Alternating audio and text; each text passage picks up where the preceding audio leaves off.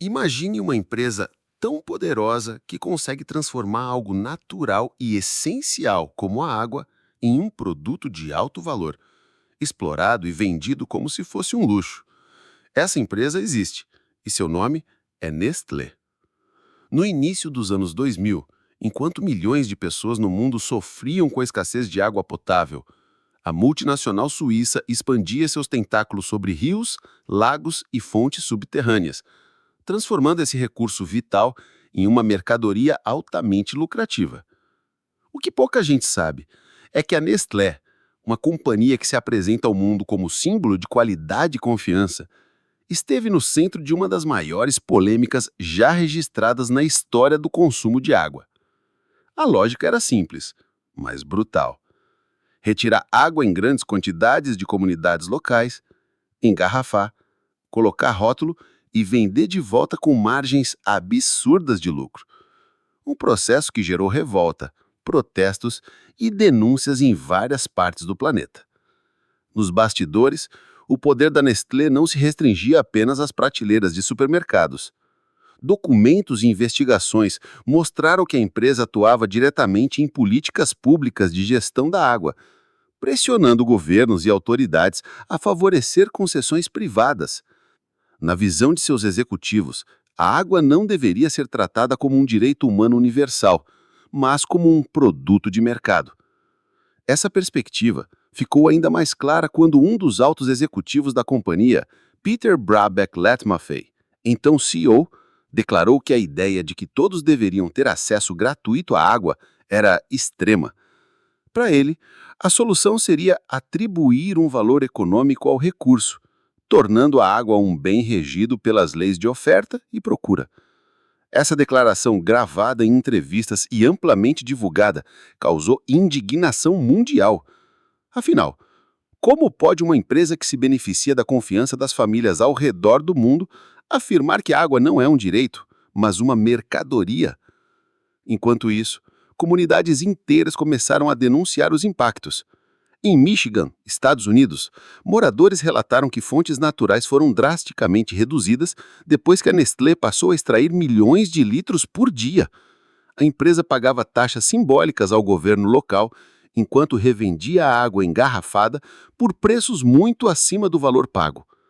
Situações semelhantes se repetiram em Canadá, Paquistão e Nigéria, onde moradores conviviam com a seca, mas viam caminhões da Nestlé retirando água em larga escala. A narrativa pública da companhia, no entanto, era outra. Nas propagandas, a marca associava seus produtos à pureza, saúde e bem-estar. Para o consumidor, parecia uma escolha saudável. Mas nos bastidores, tratava-se de um negócio construído sobre contradições e acusações de exploração. Este é apenas o início de uma história que revela como a maior empresa de alimentos do mundo tentou redefinir a forma como enxergamos o recurso mais básico da vida, a água. O problema não era apenas a exploração econômica, mas a tentativa de moldar o futuro daquilo que deveria ser considerado um direito inegociável. Nos próximos capítulos, você vai descobrir como esse império conseguiu se infiltrar nas decisões políticas, manipular a opinião pública e até usar estratégias dignas de um campo de batalha para manter o controle sobre o que chamam de ouro azul. O avanço da Nestlé sobre a água não se limitava a retirar milhões de litros de comunidades e revendê-los em garrafas. A estratégia era muito mais sofisticada e envolvia algo ainda mais perigoso: a manipulação silenciosa de políticas públicas. A empresa entendia que, para manter seu domínio, não bastava apenas comprar licenças ou negociar contratos com governos locais. Era preciso influenciar a própria forma como os países lidavam com os recursos hídricos. Foi nesse contexto que surgiram as denúncias de que a Nestlé estava financiando think tanks, patrocinando conferências globais e até apoiando campanhas políticas com o objetivo central: difundir a ideia de que a água deveria ser tratada como mercadoria. O discurso era sempre elegante, envolto em uma linguagem técnica e estratégica. Falava-se em gestão eficiente, em valor econômico da água e na necessidade de parcerias público-privadas para garantir acesso ao recurso. Mas por trás dessas expressões havia um movimento coordenado para transferir a gestão da água pública para as mãos de grandes corporações. Um dos exemplos mais emblemáticos aconteceu no Fórum Mundial da Água, evento que reúne líderes e especialistas internacionais. A Nestlé não apenas participava ativamente, como também financiava discussões, garantindo espaço privilegiado para seus executivos defenderem a visão empresarial. Nas entrelinhas, a mensagem era clara: quem deveria garantir o acesso à água potável não eram os governos, mas sim as empresas privadas, ou, em outras palavras, corporações como a própria Nestlé. Essa pressão não passou despercebida. Em países como o Paquistão, onde a escassez de água era alarmante, relatórios indicavam que comunidades ficavam sem acesso a fontes locais, enquanto a Nestlé extraía milhões de litros por dia para engarrafar e vender. Protestos se espalharam, mas a companhia se defendia, alegando que estava trazendo desenvolvimento e criando empregos. Era uma narrativa cuidadosamente construída para transformar um ato de expropriação em algo positivo. No Canadá, a situação foi ainda mais polêmica. A Nestlé comprava licenças de extração de água por valores quase simbólicos, algo em torno de alguns poucos dólares por milhão de litros, enquanto revendia essa mesma água por milhares de vezes esse valor no mercado. Quando comunidades locais tentaram barrar a operação, a empresa não hesitou em acionar seus exércitos de advogados. A batalha deixou claro: a multinacional estava disposta a lutar até o fim para manter seu domínio sobre o que considerava o ouro azul. Por trás de tudo, a lógica era simples: transformar a água, que deveria ser um direito humano fundamental, em um produto que gera dividendos e sustenta a máquina bilionária da corporação. Enquanto isso, milhões de pessoas ao redor do mundo eram forçadas a escolher entre pagar caro pela água engarrafada ou enfrentar a escassez diária. Essa segunda camada da história revela que o problema não é apenas ambiental ou econômico. É um jogo político global, onde empresas privadas como a Nestlé tentam ditar as regras de um recurso que deveria estar acima de qualquer interesse comercial. À medida que a pressão pública aumentava, a Nestlé passou a enfrentar um novo inimigo: os tribunais. O número de processos judiciais contra a companhia cresceu em diversos países, e cada caso revelava uma parte do jogo de bastidores que a empresa estava disposta a jogar para proteger seus interesses. Nos Estados Unidos, em Michigan, moradores entraram com ações contra a multinacional, alegando que a extração massiva estava secando poços e reduzindo drasticamente o nível dos lagos locais. As imagens de famílias abrindo torneiras secas ganharam repercussão nacional, mas a Nestlé insistia que suas operações eram sustentáveis e que a extração não representava risco. Enquanto comunidades sofriam, a empresa contratava alguns dos melhores escritórios de advocacia do mundo, numa guerra desigual em que cidadãos comuns tentavam enfrentar uma das corporações mais ricas do planeta. Em Canadá, a situação não era diferente. Organizações ambientais denunciaram que a Nestlé pagava valores irrisórios por milhões de litros de água retirados de mananciais locais, enquanto a população começava a conviver com restrições e aumentos nos preços das tarifas públicas.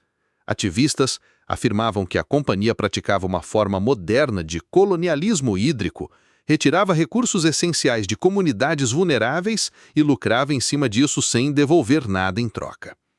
Em países da África, como a Nigéria, surgiram denúncias ainda mais graves. Em regiões onde o acesso à água potável era escasso, a Nestlé extraía grandes volumes de fontes locais, obrigando populações inteiras a dependerem da compra de água engarrafada. O ciclo era perverso. Primeiro, a exploração limitava o acesso das comunidades à água gratuita. Depois, a própria Nestlé surgia como solução, oferecendo sua água engarrafada por valores que muitos não podiam pagar.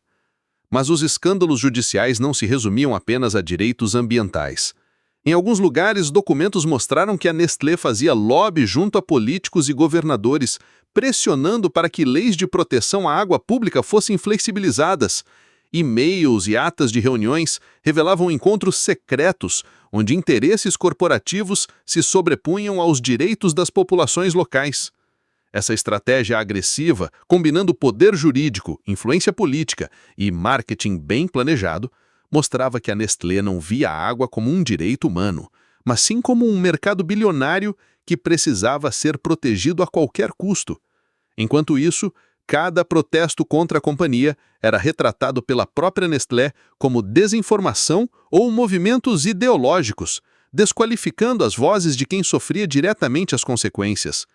Em cada denúncia, a empresa reagia com a mesma narrativa. Ela estaria levando desenvolvimento, empregos e soluções para comunidades que, de outra forma, não teriam acesso à água. Mas, na prática, era um modelo de negócios que dependia justamente da escassez para prosperar. Afinal, quanto mais difícil fosse conseguir a água gratuita, maior seria a dependência da população em relação ao seu produto. Essa fase da história da Nestlé mostra como a companhia estava disposta a transformar tribunais em palcos de batalha, comprando tempo, silenciando críticos e usando sua força financeira para sufocar qualquer resistência.